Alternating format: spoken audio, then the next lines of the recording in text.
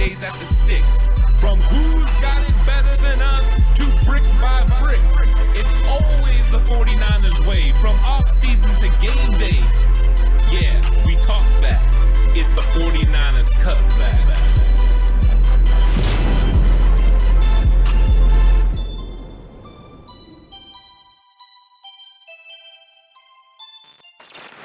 It's 49ers Cutback Podcast time. One thing we know about the 49ers, they need to make sure their quarterback room has a lot of depth, because that was one of the emphasis in the 2021 NFL Draft, was bringing in Trey Lance not only to become the eventual starter, but also to make sure that the room was capable in case an injury happened to Jimmy Garoppolo. And Trey Lance did that. He went 1-1 in his starts and ended up helping the 49ers win and make the playoffs, which is what they needed. But now Trey Lance is going to be the starting quarterback. Are we good with Nate Sudfeld, or do they need to go a different backup way? Caleb, stop it. Stop it right now. You have to go through at least all of your options. You can recognize him and acknowledge him all you want, but we have to talk about these other names too. So let's talk about some of these other quarterbacks and some of these other options. Make sure you like the video right now. Subscribe if you haven't already. And Ant, first name on the docket for you. Who is the first name that comes to mind for options behind Trey Lance? And yes, behind Trey Lance. We're not talking about bringing in a free agent quarterback to start over Trey Lance, because I don't think you and I believe there's a quarterback out there that you can do that. We're talking about a guy to support Trey, help him out a little bit, and if something were to happen and he misses a game, win a football game for you. Yeah, I'm not sure I'm going to go with the one that's like the biggest name that I think would be the best, but I'm going to go with the one that I believe is the most obvious, and that's Tyrod Taylor. Okay. To me, Tyrod Taylor is the most obvious. He's been a backup before. He knows how to start, but the Anthony Lynn, I mean, I think that is the biggest draw, is he's played before him in a couple of situations. So I think that there would be some sort of connection there, and that would make sense for the 49ers to bring in Tyrod Taylor. He has a similar skill set to Trey Lance in the fact that he's mobile. So he could move. You wouldn't have to change your offense if something happened to Trey Lance and Tyrod had to go in there. He's a veteran that's played in multiple systems, so he understands, the ins and outs of offense in the NFL. So he could handle all the business that needs to be handled. So to me, he's the most obvious choice. He's somebody that I'm sure you could get on the cheap. He's not expecting to start, I don't think, at this point in his career. I think he knows that ship has sailed. So he could be a nice support for Trey Lance. And ultimately, if something happened to Trey, he could step in and win a couple of games if he needed him to, because he's proven that he can get things done when he's on the field. You're not wrong. You're really not. I don't know if this is my first option, but this is not a bad option. This guy's won football games. He's played very well everywhere that he's been, pretty much every stop. He's had extremely bad luck. He wins football games. Looks like he's playing really well. I mean, think about back to Cleveland a few years ago. Started off red hot there. The Cleveland Browns were rolling. He gets hurt, goes down. Baker comes in, continues to play well as well. Then you had the situation in the Chargers a couple seasons ago where he's playing pretty good football and winning football games. Horrible shot injection and misses basically a huge chunk of time, and then Justin Herbert blows up, and you're making that move there in that situation. Last year with the Texans, wins the opening game of the season, gets injured, misses extended amounts of time, never gets the job back. He's had bad luck everywhere he's been as a starting option. He's won game with the Buffalo Bills as well. Got them to a playoffs 1 year as well. This is a guy who's entirely capable. He's a highly intelligent quarterback, mobile as well, can make some of the deep throws downfield. This would be a really good option behind Trey Lance, and it's not going to end up costing the Niners a whole heck of a lot of money. Tyrod Taylor right now, he made $5.5 million last year. I don't imagine that number to go up any higher than it did. It's going to go down, if anything. This is a guy you could probably bring in for around $2.5-3 million, and you have a solid backup behind Trey. Yeah, I think so. I think that's why. I think he's the most obvious choice. I didn't say he was the best choice, but I think he's the most obvious choice. I think that the best choice would actually be someone like Mitchell Trubisky. Agreed. Mitchell Trubisky would be the ultimate choice because he's a pretty good quarterback, and he's proven that he can win games as a starting quarterback. He can win. He can go to the playoffs as a starting quarterback. True. So I think Trubisky would be that guy. However, and this is why we talked in the pre-show meeting, why don't I have Jameis Winston on the list? Is I don't think Mitchell Trubisky is going to be a backup quarterback this year. I think one of these teams is going to miss out on someone like Jimmy Garoppolo. Or they're going to draft someone in the draft, and they're going to need somebody to be that bridge quarterback. And I think Mitchell Trubisky's still young enough. You could bring him in, and he could be that bridge guy for you. Or ultimately, he could be your starting quarterback for a few years. I think he's pretty good. I think this is one of those situations where you bring him in and you see what he's got. But I think this would be nice for the 49ers to get. But I just don't see Trubisky coming in to be the backup when he's going to have opportunities to start other places around the league. This is the best option in free agency. This guy is. He truly is. I think there isn't a name in free agency I'd rather have than Mitchell Trubisky coming in as the backup. And a lot of people be like, well, why would you say that? You saw him with the Bears. Yeah, he won some games, made the playoffs, but I mean, he was awful. Matt Nagy did a lot of bad there in Chicago, and I don't know if you all saw him this last year with the Buffalo Bills in preseason when he went in the regular season. Mitchell Trubisky looked fantastic. He looked phenomenal. It looks like a different quarterback. Looked like a change of scenery was exactly what he needed. The only problem is just that, Ant. Because of how well he looked this year, someone is going to give him a chance. I have to believe that deep down. So unless Mitchell's sitting there going, yeah, I don't think people realize how bad this quarterback draft is, and I don't think someone's going to want to pay me, and I don't want to be in a losing situation. I want to be in a winning situation. Unless he's willing to go take an opportunity, like if he doesn't get those offers from the Steelers, if he doesn't get something from maybe the Commanders or one of these other teams where he feels like maybe I can go in and win some football games and make the playoffs, maybe he's like, one more year. We'll just wait one more year. And in that situation, the Niners might be the perfect fit. Well, in that situation, does he go back to Buffalo? He could. Where he already feels confident. I mean, I think that he's poised for a Ryan Tannehill type turnaround, but he's got to land in the right situation. That's true, and that's not always an easy thing. I think there's two options for the Steelers. I think it's Jimmy Garoppolo and I think it's Mitchell Trubisky. I think those are the two names that they're looking at and heavily considering. Yeah, I think they're going to draft somebody, but they're definitely going to need a quarterback along the way.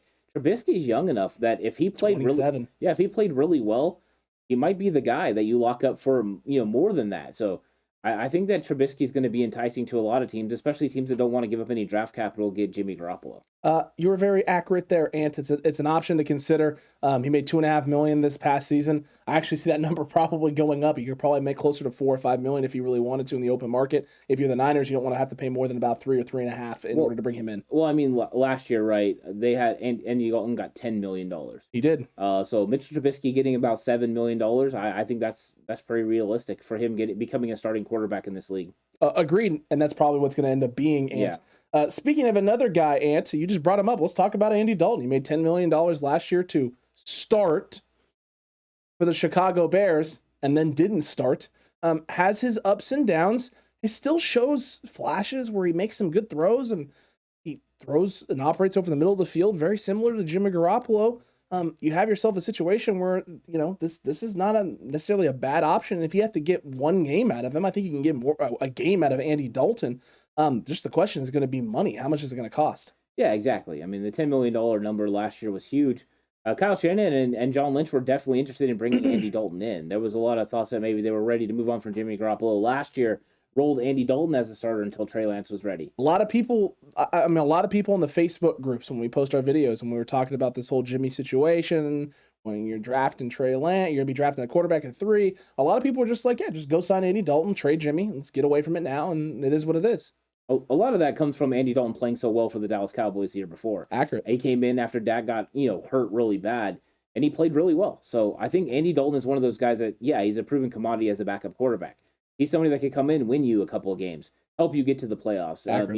As far as, just stabilizing the force until you get your guy back. So, in that area, he's good. Also, he's a veteran quarterback. He's been in the league. He was drafted in 2011. So he understands ins and outs of NFL quarterbacking, and he could be somebody that Trey Lance could lean on. Of course, Trey has Nate Sudfeld, and Sudfeld's been great. He understood the offense, and you could see him really working with him. But bringing in someone like Andy Dalton that he could lean on as well, because there's going to be times during the season where Trey's going to have a question. He's going to need someone to go to.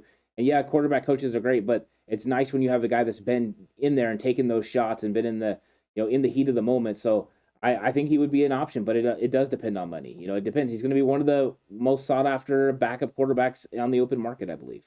Right now, Spot Track and Over the Cap have him as the second, basically the second most coveted guy, essentially. They think it's going to be him and Trubisky are two of the top names that pop up in terms of guys that you can go target to be potentially starters or potentially backups. I don't know where Andy Dalton is yet. I don't know where his head's at. He's 34 years old. His chances to start in this league are starting to dwindle. So he may feel like, now's the time not to necessarily try and be a starting quarterback, but put myself in a position to help win a championship, and if need be a guy who can help a team get over the hump. Yeah, he might be starting to get to ring chasing, time. This could be an opportunity for him to go land with somebody like the 49ers and have an opportunity to go win. It could also be, though, you don't know what's going to happen with somebody like Tampa Bay. If Tampa Bay misses out, Andy Dalton could be somebody that lands there. Mitchell Trubisky could be somebody that lands there. Because just for a year. Just for a year, you just don't know. So there's going to be opportunities. Never before has there been this many opportunities, I believe, for a quarterback in the free agency market to get a job, because it seemed like there was no jobs last year. Now there's just openings all over the place. Oh, it's crazy. I've always said this about the quarterback position in the NFL. I remember when a buddy of mine who is a Bengals fan was talking about how, we're set. I think it was like Dalton's 6th year in the league. He's like, we're set. The organization's in it. We got a franchise quarterback for the next 10 years. And I was like, dude, don't say that. Like, why? I was like, quarterbacks change in this league so often. Andy Dalton is not, he was playing really great football at that time. But I was like, but Andy Dalton is not one of those quarterbacks that you look at and go, man, this guy can play for 16, 20 years at a high level. This is a guy who was like, at some point, he's going to drop off. I told him that's the feeling I got with him. I was on, that's not a knock on Andy Dalton, because it happens for 90% of quarterbacks in this league. They play great for 6-7 years, and then they just hit that ceiling where physically they just start to dwindle enough where they just can't do the same things they used to and the things that made them special. One of the things that made Andy Dalton so special was the cannon of an arm, the release, and being able to move, create, escape, and then throw on the run. When some of that went, and the older he got, it becomes a lot harder to do those things. And when you can't do those things anymore, it becomes very hard to be that level quarterback. Well, I mean, it's like Kyle Shanahan said, right? You either have an elite quarterback or you're looking for an elite quarterback. And what you had was just like we talked about with Jimmy Garoppolo. Really good quarterback. You had a quarterback with a couple elite traits, but he wasn't an elite quarterback. Correct. So eventually the team was going to look to move on another route, because you can't afford to pay a non-elite quarterback elite money. It's inevitable, and that's why you see so much turnover in the NFL, because everyone's looking to get one of those big-time guys, because they know you get one of those 5 to 10 big-time guys, you have a chance to win the Super Bowl every single season. That's right, Ant. And now we got 3 names to talk about that I don't believe are going to be pushing for starting jobs this year. I don't think any of these guys are going to be starters. But the first guy on the list is an interesting one, because he's not young. He's 28. But this is a guy that a lot of people had high hopes for. He had some injury stuff in Tennessee and just kind of dwindled, but has shown flashes, I guess, with the Raiders. A lot of people think there's been bright spots and that he should be starting somewhere. Marcus Mariota is an interesting prospect. He's not going to cost you a whole heck of a lot of money. Made $3.5 million last year. I don't think he's done anything to really skyrocket that value, but in a very weak quarterback class in the draft, with some questionable quarterbacks around the league in free agency available, not as many quarterbacks available for trade as people thought there might be heading into this offseason. Marcus Mariota is an intriguing name and idea here. Do you think this makes sense, and could the Niners get him in on the cheap, and do you like that option? I think he matches what you do with Trey Lance, right? The type of things that Trey Lance is going to run in his offense, Marcus Mariota could run. So as far as that, it'd be more seamless if you're going to your backup quarterback. That's one of the reasons I talked about Tyrod Taylor. To me, that made sense in that avenue. Mitchell Trubisky makes sense in that avenue. You want a quarterback that can use their legs to get out of trouble if needed. So having similar things into your game plans each week is easy, because if you put in a game plan for Trey Lance, you need the backup to be able to run most of that game plan. If they could run it in entirety, that's even a better situation. That gives you a better opportunity to win a football game. You don't have to change it like when you had Jimmy Garoppolo go out and Trey Lance come in Seattle Seahawks game. You're kind of shooting from the hip. So I think that is something you look into. The question is Marcus Mariota going to get an opportunity to start in this league? What he might get is a situation where him and another veteran quarterback, or him and a rookie quarterback, go to a certain situation. He can compete for a starting job. So I don't know if he's ultimately going to be available for the 49ers, but if he was at the right price, yeah, he's somebody I would entertain, because I think he's a very viable option to back up Trey Lance. He's a viable option. I don't think this is the Niners' first option or first choice. Why not? I'm just curious. Because I think you have a better version of him and Tyrod Taylor. Okay. So if you want to go that route, I think the guy you're going to kick the tires on first is Tyrod. That's fair. I think that's the only reason I feel that way. I think Tyrod Taylor is a better version of what Marcus Mariota could be. The big thing is that what I haven't seen out of Mariota, I've seen out of Tyrod, and that's throwing and winning games with your arm. I haven't seen Mariota do that consistently since the injury. Seen a lot of the mobile stuff, him running with the football, the read option stuff, that's all great. But in this league, you still have to win and beat teams throwing the football with your arm at the quarterback position. Mariota hasn't done that as frequently as Tyrod has recently. Therefore, I think Mariota, it would be like kind of that B. We talked about in the free agency with the running back ones, right? Tevin Coleman or Phillip Lindsay being a B option if you can't get Raheem Mostert, right? This would be my B option if you can't get Tyrod Taylor, Marcus Mariota. Yeah. That's not a knock on Mariota. It's not saying he can't do those things. It's just it's not as proven recently. We haven't seen it recently out of Mariota. We have it at Tyrod. Well, I think it's fair. I mean, he took Tennessee to the playoffs. Tyrod took, the Bills to the playoffs. I think both guys have proven that they can win football games. But if you want to categorize it as Tyrod 1 and then, him 2, I think that's fine. Yeah. When you're talking about a mobile quarterback, I don't think the 49ers are really upset to get either one of these guys. No. Because it definitely secures your quarterback position. I think you're feeling confident if something does, heaven forbid, happen to Trey Lance, where you're like, okay, well, at least we have a guy in there that can bridge the gap until Trey can get back and retake command of the team. So I think that it makes sense for either one of those guys. Agreed with you there, Ant. And now, two guys who aren't really starting options. I don't think anyone's looking at either one of these quarterbacks and thinking starting option, but guys who have been solid backups everywhere that they've been. They have won football games consistently for a handful of different teams. The first one, Jacoby Brissett, very veteran guy, has played in a lot of different systems in this league, has played for a lot of different coaches, a lot of different organizations, has been through the ringer, understands what it means to work, understands what it means to learn a new system, right? Digest it all and then be able to go out there and perform.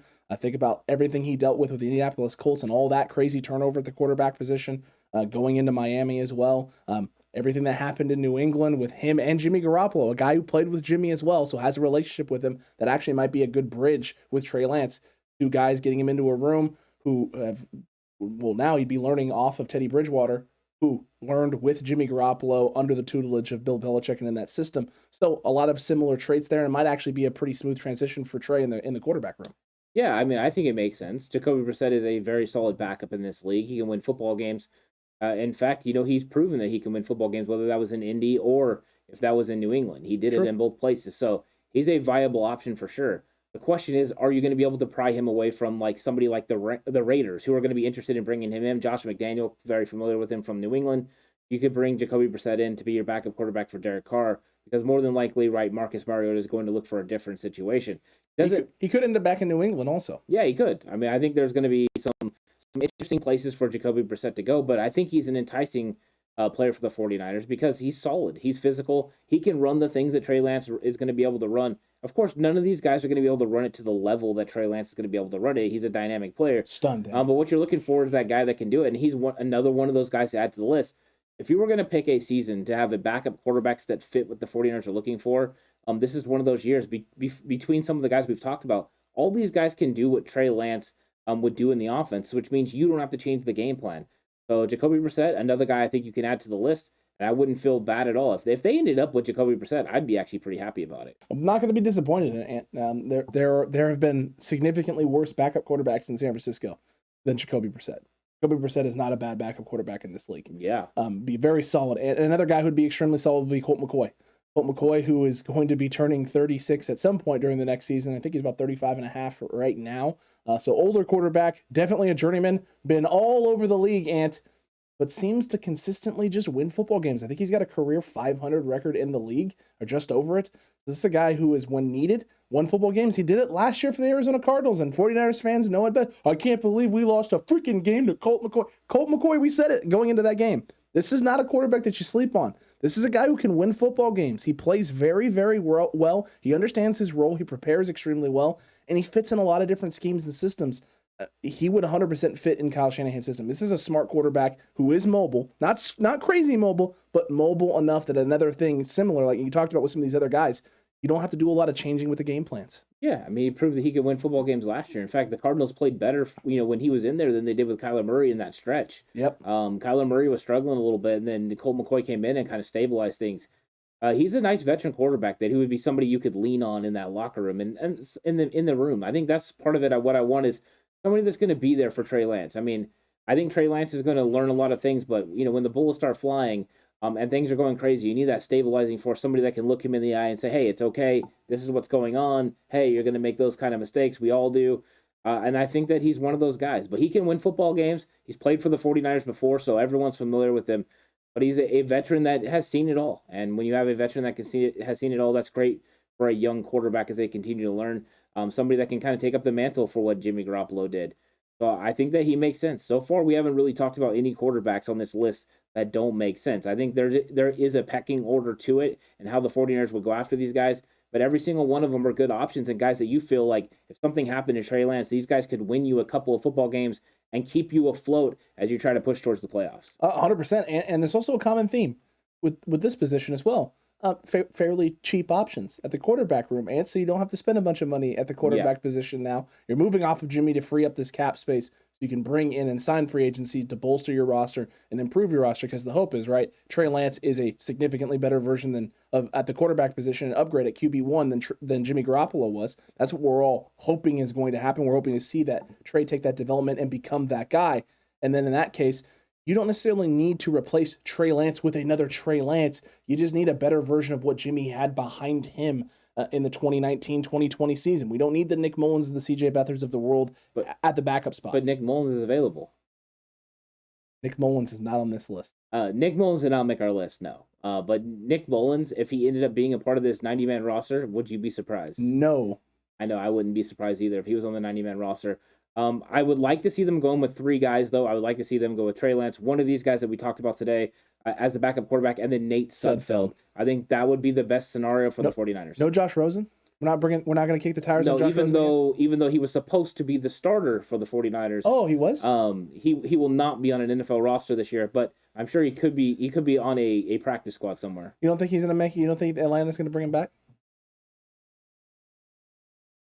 Is that a serious question? No. I didn't know. I thought it was rhetorical. I didn't know you actually wanted an answer. No, I didn't want an answer. I wanted to see that face right there. Yeah, that face was absolutely what I was looking for. Josh Rosen, his game was never going to develop into the NFL. I don't know how Bidwell in Arizona decided to take him at 10. If they would have listened to me, I watched him so much at UCLA, dynamic at UCLA. His game did not translate to the NFL. It's never going to translate to NFL. He doesn't process information fast enough. Good thing we don't have to worry about that with our quarterback. We drafted the right one. Trey Lance does process information fast enough, and a couple of these guys that we talked about just now process information quickly. Very good at thinking on their feet and very good at adapting and reacting in situations. Let us know which of these 6 names that we just talked about you think would be the best option behind Trey Lance. All of them going to cost right in that $2.5, maybe $4 million range, somewhere in there if they're going to be backups. Now, a couple of these other guys could make some more going other places and being a starter. Yeah. But if they don't do that and decide to be a backup quarterback, that's about roughly what we're going to end up paying for them. Which of those names do you like most? And did we not talk about somebody? Do you want us talking about the Geno Smiths of the world who are still dealing with a little bit of the legal situation, so you don't really know what's going on there? Should we have talked about Joe Flacco? Let us know in the comment section down below right now.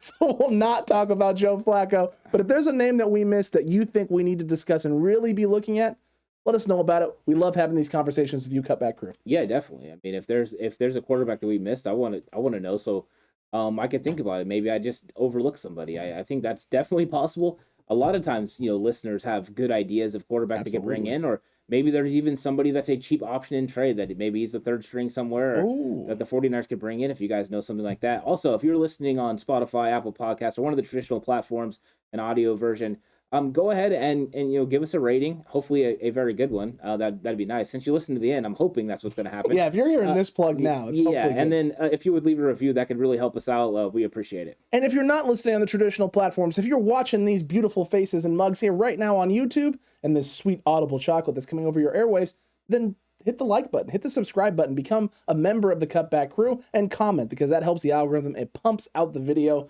to more and more 49ers fans and more of the faithful, so we continue having great conversations just like these with all of you.